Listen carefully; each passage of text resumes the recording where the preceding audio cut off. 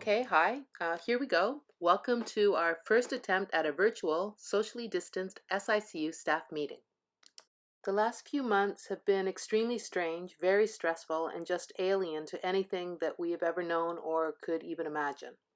The first and maybe most important thing that Cindas and I wanted to say is that we are so incredibly proud of the way all of you have conducted yourselves.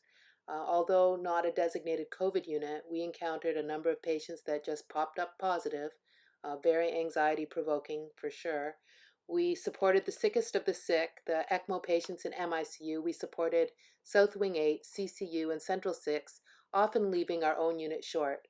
We had a number of staff infected with the virus, and of course, we dealt with the shock and sadness of losing Sally.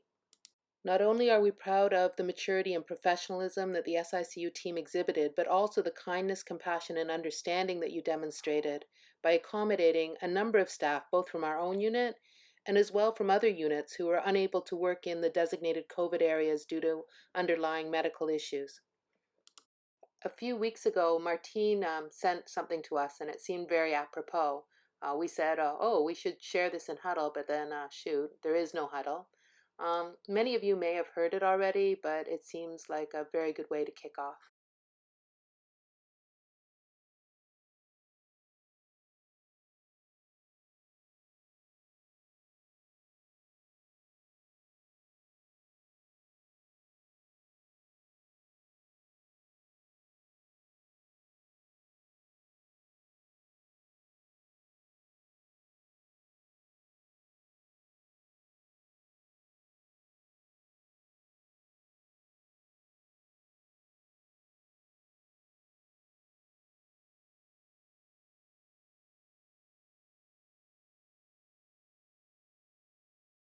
So Nurses Week was odd this year as well. It seemed kind of strange to say Happy Nurses Week, but I'd really like to recognize Lulu for representing SICU as Nurse of the Year and Samantha for her nomination as Preceptor of the Year.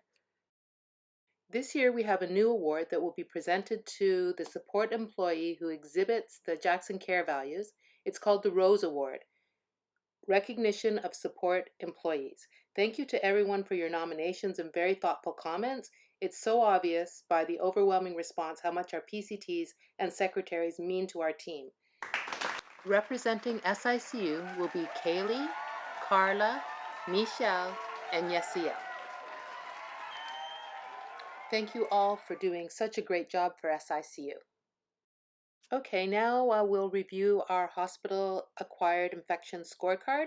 I'm very, very proud to say that there are 0 CLABSIs in SICU. In fact, SICU A, no CLABSIs for 39 months, and SICU B, no CLABSIs for 29 months. That's amazing.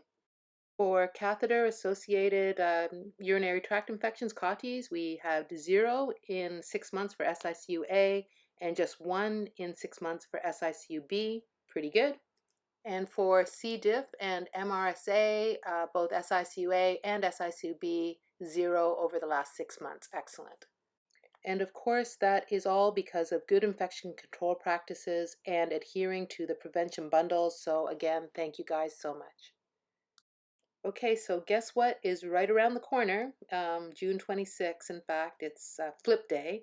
Unfortunately, our attention to pressure ulcer prevention has slid a little bit in the last few months. Everyone has been distracted, including Cindas and myself. So first, if we remember the UBT project for the SICUB, really being aware of device-related breakdown. Pay extra attention to these devices and intervene before they cause damage. Remember that our patients with such poor perfusion, low blood pressure, and on pressors will break down in a very, very short period of time.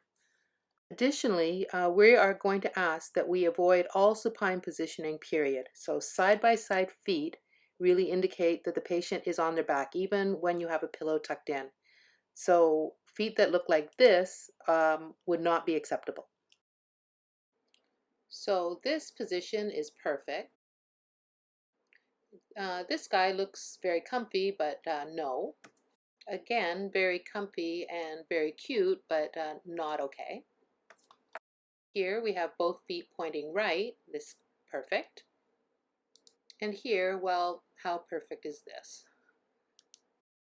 Lastly, please don't forget to place the De Beer mattress on the bed for any patients that are at risk. We are seeing really good results by using the De Beer correctly, so let's keep it up.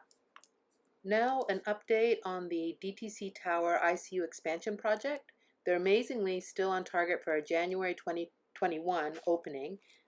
SICU, i.e. abdominal transplant and elective surgery, will be moving to the 6th floor of the tower, and neurosurge ICU will be on the 5th floor. SICU B will be renovated for the heart, lung, LVAD, ECMO patients, Dr. Lobi's patients, and as well for the Jackson Heart Institute, i.e. Dr. Segarola's open hearts. So overall, SICU will end up gaining 7 beds.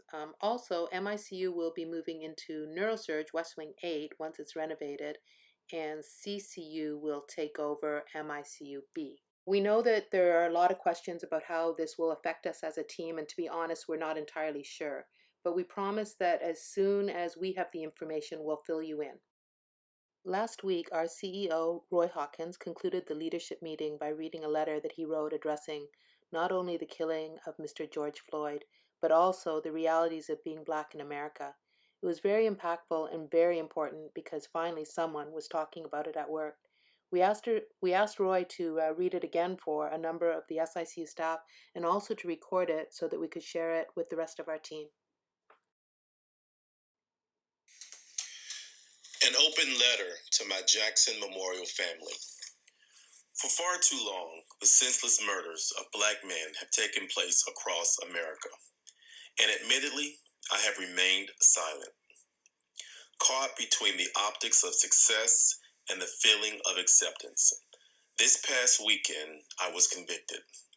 Convicted that silence is complacency and acceptance of injustice. I understand that many may look at my career achievements and think, he has made it. After all, I have been blessed to serve as the CEO of one of the nation's largest public health hospitals. They look at my son and say, he is safe. He's one of the good ones. After all, he attends one of South Florida's preeminent private schools. Yet, we're consistently reminded that I am a Black man and he a Black boy in America. So I must consistently have the talk with him to remind him of how the larger world sees him, those who don't know his heart, and that while he is a handsome Black boy today at 6 feet and 13 years, tomorrow he may be viewed as scary or intimidating by many. Yes, even many of those he is privileged to attend his prestigious school with. Like many of you, the video of George Floyd killed in broad daylight is seared in my mind. It's impossible to watch the brutal murder of a defenseless man and remain silent. In fact, our organizational values explicitly call us to speak up and stand in solidarity with the most vulnerable, working to remove the causes of oppression and promoting justice for all. I understand that the tensions are running high, and I pray for peace and the safety of everyone. With people on edge and in despair, I want to thank my family at Jackson Memorial for continuing to live our values and being a beacon of hope and healing at a time when our community so desperately needs it. I know many of you don't know what to say, but silence is not the right choice. Many of you don't know how to respond, but apathy is not the right choice. This moment will pass, but if we continue to choose silence and apathy, it's only a matter of time before we face this again. I ask you to pray to whatever God you serve, whether that be Jesus, Yahweh, Allah, Buddha, Jehovah, for peace and justice for all. With love and peace, Roy.